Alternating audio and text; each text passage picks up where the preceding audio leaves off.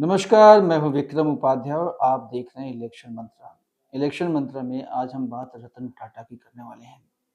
हालांकि उनका शरीर पंचतत्व में विलीन हो गया है और हिंदू रीति रिवाज से उनका आखिरी संस्कार किया गया है।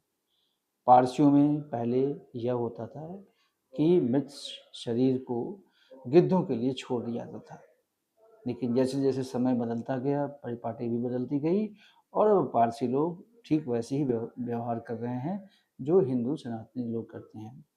ये तो रतन टाटा के अंतिम यात्रा की बात है, बट रतन टाटा की जिंदगी की बात करें, लोग उनकी जवानी की बात करते हैं, उनके प्यार मोहब्बत की बात करते हैं, उनके शौक की बात करते हैं, उनके कुत्तों की बात करते हैं। लेकिन बहुत कम लोगों को मालूम है कि रतन टाटा एज एक व्यवसायी केवल वो प्रयोगधर्मी नहीं थे, बल्कि उनका एक मजबूत हृदय ऐसा था जो बड़े से बड़े रिस्क लेने में वो कभी नहीं पीछे हटते थे। रतन टाटा ने टाटा सन्स की कमान 1991 में संभाली थी, जब जेआरडी का निधन हुआ था। रतन टाटा के लिए उसमें एक बहुत ही अच्छा समय नहीं था, क्योंकि देश की अर्थव्यवस्था ऐसी स्थिति में नहीं थी जहां पे बहुत ही फ्लरिश इकोनॉमी की बात करें। खुद टाटा का टेल्को कंपनी काफ़ी घाटे में थी और टाटा सन्स हिलोड़े मार रहा था।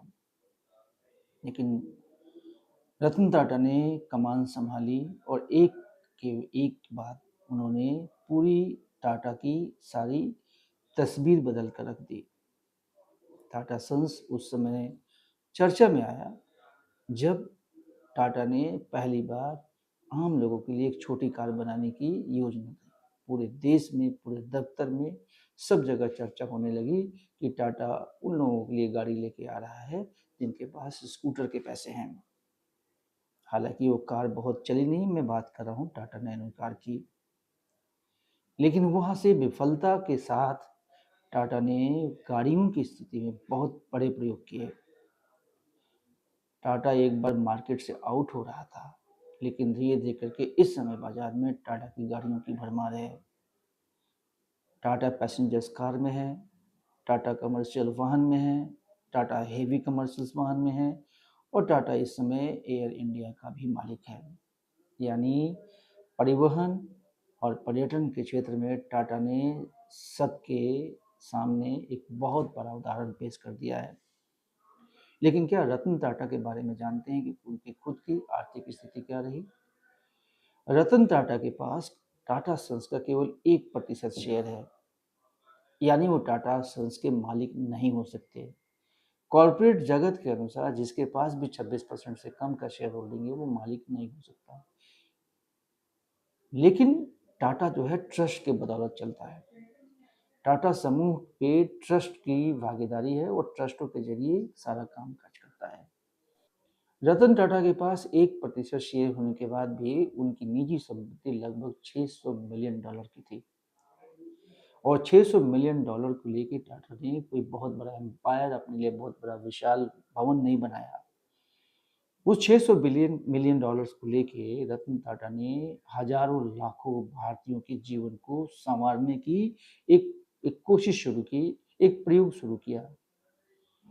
रतन टाटा ने उन छोटे लोगों को भी अपनाया, गले से लगाया, उनके पैसे दिए उनको, उनके वेंचर्स में पैसे लगाए ताकि वो सब लोग खड़े हो सके और उनमें से काफ़ी वेंचर सक्सेसफुल भी हैं, हालांकि कुछ पैसे डूबी भी।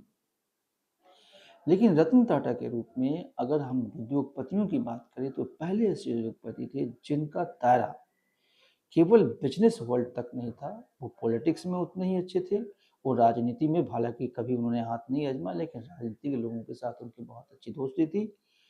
वे कला जगत के भी बहुत अच्छे प्रशंसक थे, खेल जगत के लोगों से भी मिलते थे, लिखने पढ़ने के लिए भी वो काफ़ी जाने जाते थे। 2 कमरे के मकान में रहना सब दुनिया जानती है, लेकिन रतन टाटा ने अपने लिए जो एक एम्पायर खड़ा किया वो शायद कोई दुनिया का बिजनेसमैन खड़ा कर सकता है। यानी एक बहुत बड़ा जन समर्थन अपने लिए उन्होंने हासिल किया। रतन टाटा के बाद इस टाटा सन्स का क्या होगा, लोग सवाल अभी से ही पूछने लगे हैं। लेकिन रतन टाटा ने अपने जिंदा रहते ही टाटा सन्स को एक बेहद मजबूत स्थिति में खड़ा कर दिया है। हाँ, एक फैसला उनका था जो वो शायद उससे दुख हुआ है, जब उन्होंने साइरस मिस्त्री को टाटा सन्स का चेयरमैन बनाया। 2012 में रतन टाटा ने टाटा सन्स की चेयरमैनशिप छोड़ दी थी। तब साइरस मिस्त्री को उन्होंने टाटा सन्स का चेयरमैन नियुक्त कराया था, और इसका कारण यह था कि साइरस मिस्त्री भी उसी पारसी परिवार के हिस्से थे जहां टाटा सन्स के काफ़ी लोग रहे।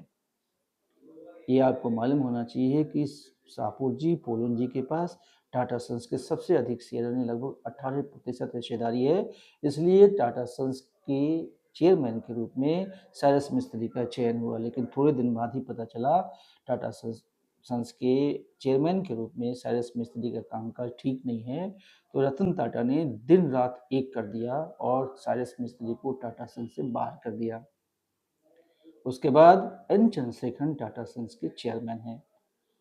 हालांकि वो टाटा समूह के अंदर के व्यक्ति नहीं है, ना ही वो परिवार के व्यक्ति हैं, लेकिन जो टाटा सन्स चलाने की जो प्रथा है, जो ट्रस्ट के माध्यमों से जो निर्णय लेने की प्रथा है, उसका ठीक से एन चंद्रशेखरन पालन कर रहे हैं।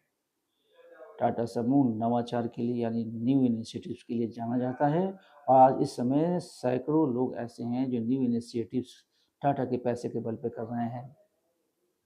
रतन टाटा का इस दुनिया से जाना हर आदमी के लिए एक कमी का सबब है।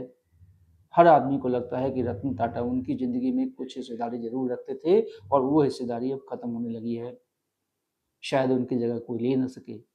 लेकिन रतन टाटा ने एक परिपाटी छोड़ी है जो भारतीय उद्योग जगत के लिए एक बहुत बड़ा, कह सकते हैं, गिफ्ट है। अगर बाकी उद्योगपति भी इसी तरह का अगर आचरण करें और टाटा सन्स के मैनेजमेंट की तरह अपने संगठनों का भी मैनेजमेंट करें, तो शायद इस देश में एक सही मायने में कॉर्पोरेट रिस्पॉन्सिबिलिटी जो है वो पूरी होगी। रतन टाटा को हम सब लोग इसलिए भी जानेंगे कि वे बहुत ही सादगी पसंद और बहुत ही एक भावनात्मक हृदय वाले व्यक्ति थे। हालांकि उनके नाम के आगे केवल एक समय ऐसा आया जब नीरा रायडू टेप कांड में उनके नाम की कुछ चीज़ें चली बाजार में जो नकारात्मक रूप से थी, लेकिन जल्दी ये हो गया कि टाटा सन्स के एक मुखिया के रूप में रतन टाटा की इसमें कोई भूमिका नहीं थी। उस टेप कांड में केवल रेफरेंस के तौर पे रतन टाटा का नाम आया। हर आदमी जो भी इस धरती पे है उसको जाना पड़ेगा, उसका अंतिम संस्कार इस तरह से लोगों के बीच में हो, ये हर आदमी चाहता है। जिस तरह की प्रतिक्रिया, जिस तरह की भावनात्मक प्रतिक्रियाएं पूरी दुनिया से रतन टाटा को मिल रही है, शायद किसी राष्ट्राध्यक्ष को नहीं मिल सकता। रतन टाटा की हमारी ओर से भी भावभीनी श्रद्धांजलि। नमस्कार।